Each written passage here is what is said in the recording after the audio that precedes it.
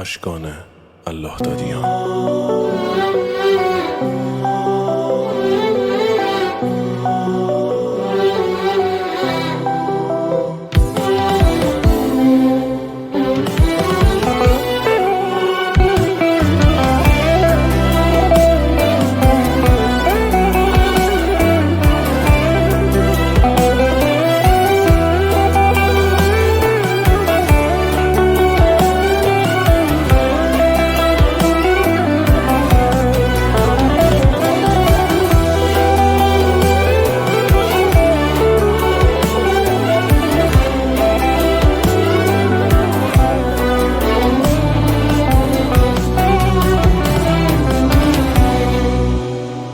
خدایا دلم خونه غیر از خودت، کسی توی دنیات درکم نکرد. به هر کی به جز تو دلم تکیه کرد، پناهم نبود کاری واسم نکرد.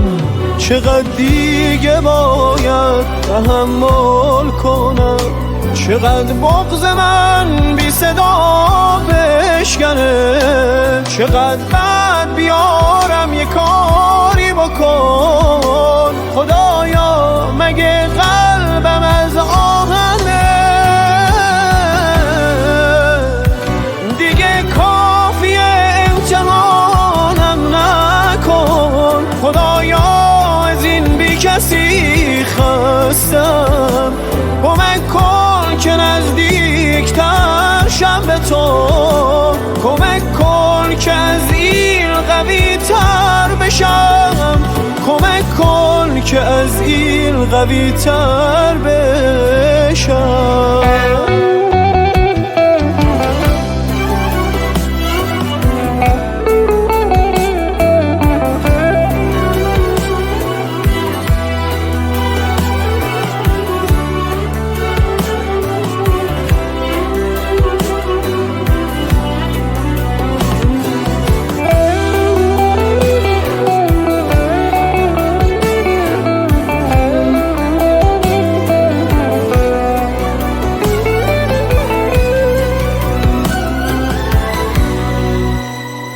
ببین حال چشمام چقدر ابریه، تو این روزا گم کردم آرامشو. بازم مثل هر وقت که حالم بده، خودت همدم بی کسی ها بشو.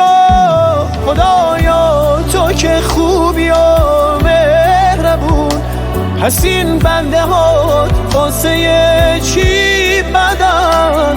خودت شاهدی چی آوردن سرم، کسایی که دم از رفاقت زدن. دیگه کافیه امتحانم نکن، خدایا از این بی کسی خستم.